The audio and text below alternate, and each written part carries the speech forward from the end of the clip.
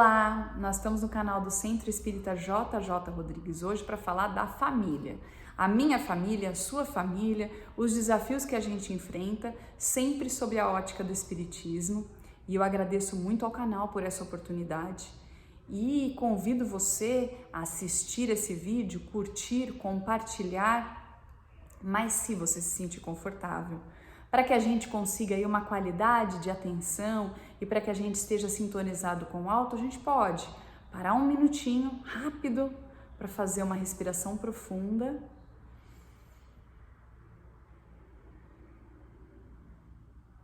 Você pode até continuar esse aterramento aí, né? Essa respiração, essa sintonia com o corpo, e a gente pode fazer a sintonia com o alto, fazendo uma prece, né? Pedindo a Deus que esteja conosco, ao Mestre Jesus que nos ilumine, que nos ajude nessa jornada de conhecimento e autoconhecimento, que nos dê força, coragem para que a gente possa empreender as mudanças, as transformações que a gente precisa nesse caminho de reforma íntima.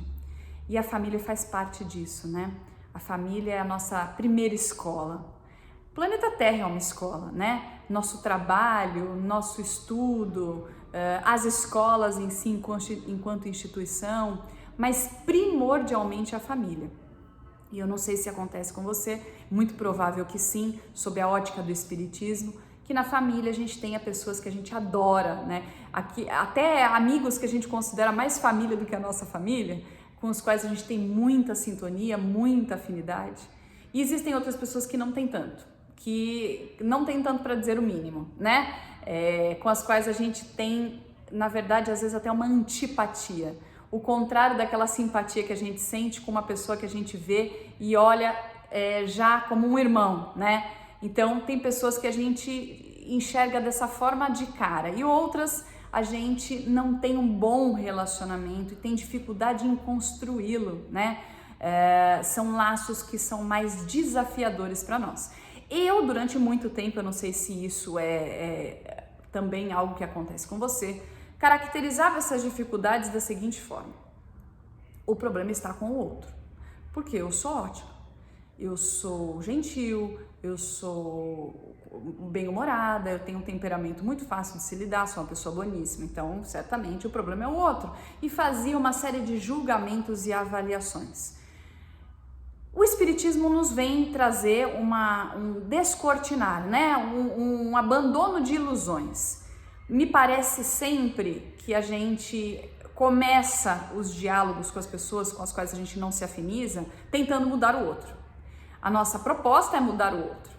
Na verdade, mudar o outro para mudar o relacionamento, para melhorar as nossas vidas também. Quando, na verdade, o movimento é o inverso. É mudar a gente para mudar os relacionamentos.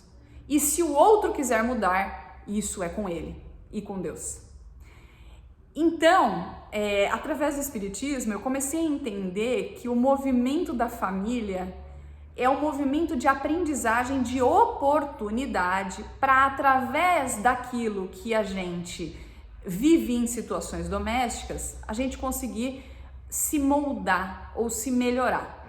É como a questão do seixo rolado, né? Uma pedra tão lisa por fora, ela não é assim sempre, ela não nasceu assim, né? Ela não foi criada assim. Ela muitas vezes é uma pedra cheia de arestas, de pontas. Ela não é suave, né? Ela é áspera. Então, para ela virar um seixo rolado, ela precisou estar em contato com outras. Isso me lembra também aquela historieta do porco-espinho, né? O porco-espinho que conta-se a historieta que no inverno os porcos-espinhos estavam lá tentando se aquecer, mas quando eles se aproximavam muito, eles se machucavam, porque tem espinhos, mas quando eles se afastavam muito também, eles ficavam com muito frio e podiam até morrer. Então o exercício do porco-espinho é ele conseguir achar uma distância ideal em que ele não esteja nem muito afastado e nem muito próximo para não ferir o outro, né? É mais ou menos como respeitar o limite entre nós, onde eu e você podemos ser felizes, onde eu posso dar amor para mim e dar amor para você também, né? E onde a gente não se machuque. A família é um exercício constante de inúmeras virtudes. A paciência, o amor, esse estabelecer de limites, né? E às vezes a gente tem que perder pessoas da família temporariamente, porque a gente sabe que elas só vão perder, entre aspas, né? Porque elas vão só para um outro lugar, que também não é bem um lugar, né? Elas vão só para um outro plano no qual a gente precisa temporariamente sentir esse afastamento, sentir essa saudade. Então a família nos possibilita tudo isso, nos possibilita uma série de vivências, de convívios úteis para nós. Esses desafios são bons para nós. Então a grande sacada é enxergar que na família, com a qual às vezes a gente tem laços de muitas outras encarnações, onde a gente tem resgates necessários, porque muitas vezes o temperamento expresso naquela pessoa, as dificuldades que ela tem e até as condições que a gente vive juntos, são condições que nós acabamos plantando em outras reencarnações. Às vezes o que nós fizemos promoveu aquele desgaste, aquela desconexão, aquele desafio entre nós, né? Essa dificuldade da gente ter um vínculo gostoso e bom, muitas vezes foi por conta do nosso próprio comportamento. Então, nós temos uma oportunidade de resgate, nós temos uma oportunidade de aprendizado, nós temos uma oportunidade de caminhar em prol da nossa evolução. A família é importantíssima e aqueles que são desafiadores na nossa família são muito mais importantes para a nossa evolução e para o nosso resgate, para a prova das nossas virtudes e da nossa luz interna, do que aqueles que são os mais, a presença mais calorosa, mais amiga, mais gratificante para nós. Então, claro, é muito bom ter família espiritual perto de nós, né? Família espiritual, aquelas pessoas que a gente se afiniza, né? É muito mais difícil ter a família que Deus uniu para a nossa evolução, porque é claro que aquilo que depende, as características que a gente precisa desenvolver em nós, assim como as arestas da pedra, a gente vai ter que, infelizmente, cortar um pouquinho na carne, né? A gente vai precisar fazer um exercício e fazer esse exercício dói.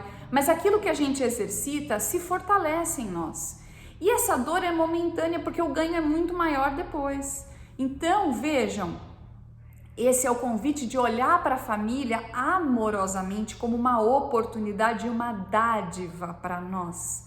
Vamos investir especialmente nas pessoas com as quais a gente tem dificuldade ou cuja presença é mais desafiadora. Né? Essa presença desafiadora na nossa vida vai fazer com que o nosso crescimento aconteça.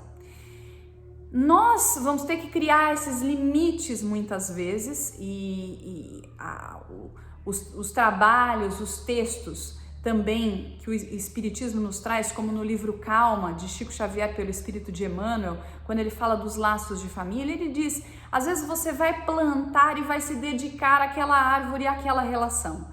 Você vai dar tudo o que você puder e você vai fazer um esforço grande e você vai sentir que aquelas virtudes você está desenvolvendo em você, que você realmente aprendeu a amar aquele irmão e a se dedicar a ele. Só que às vezes ele não vai evoluir ou não vai demonstrar que ele consegue fazer o mesmo movimento que você fez.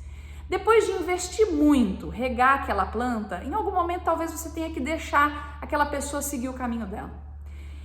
Quando você fizer isso, depois sempre de ter sentido aquele alívio no coração de quitação de débito, porque a gente sente também quando a gente conseguiu eliminar a raiva, eliminar a dor na gente, a dor mais pungente. Quando só sobra aquele sentimento de frustração, porque o outro não está evoluindo, às vezes a gente tem que desapegar também e deixá-lo seguir o caminho dele. Porque a nossa evolução e a nossa missão é a única que a gente pode, de fato, garantir o cumprimento, né? A gente não pode mudar o outro muda na medida da sua possibilidade, capacidade e disposição naquele momento. Então, a gente não muda ninguém, a gente muda a gente, né? A gente pode estimular, inspirar, dar exemplo, especialmente, acima de tudo, amar. Eu posso amar aos outros para que eles se fortaleçam, para que eles, recebendo o meu amor, a minha compaixão, tenham o combustível necessário para florescer. mas o florescimento não depende de nós, é uma escolha de cada um. Escolhamos nós fazermos esse movimento. E se o outro não puder, quiser, conseguir fazer naquele momento, e cada um com o seu Senhor, né? Deus é que na verdade é o Pai de todos nós, e é a Ele que a gente vai prestar contas. Todos os nossos irmãos vão prestar contas a eles, não a Ele, não a nós. Então vamos deixar que isso aconteça e que Ele siga o caminho dele, vamos desapegar também em algumas situações. Entender que todos nós seremos perfeitos, esse caminho vai ser feito e vai ser trilhado por todos, mas o tempo não é nosso. Então eu convido você a olhar para a família como essa oportunidade, fazer a sua parte, que é interna especialmente. Claro, mudança de comportamento é necessária, mas a gente tem que mudar especialmente o comportamento dos nossos pensamentos, nossos comportamentos mentais, as nossas práticas diárias, a nossa positividade, o nosso amor tem que florescer em nós, para que a gente possa, num outro momento, desfrutar de uma relação melhor, e até para que a gente possa entender, a partir desse conceito, que a educação se opera em nós e que nós estamos aqui nesse momento com a gratíssima oportunidade de dar mais um passo, porque essa encarnação e essa família são dádivas de Deus para nós. Nada acontece para o nosso mal. De tudo, para tudo a gente tem que agradecer. E especialmente as pessoas e as presenças desafiadoras da nossa vida. Vamos aproveitá-las. Parece difícil de fazer, mas na verdade só depende de uma disposição e de um passinho por dia. Então eu te convido para fazer 5% só, para trilhar um passinho só, dando esse voto de confiança e esse amor, esse cultivo de amor com as pessoas que estão ao seu redor, especialmente aquelas que te despertam alguns sentimentos mais difíceis. É nesses sentimentos e sobre isso que a gente precisa trabalhar. Muito, muito obrigada. Que você que ficou até aqui possa curtir, compartilhar e usar um pouco disso na sua vida. Muito, muito obrigada.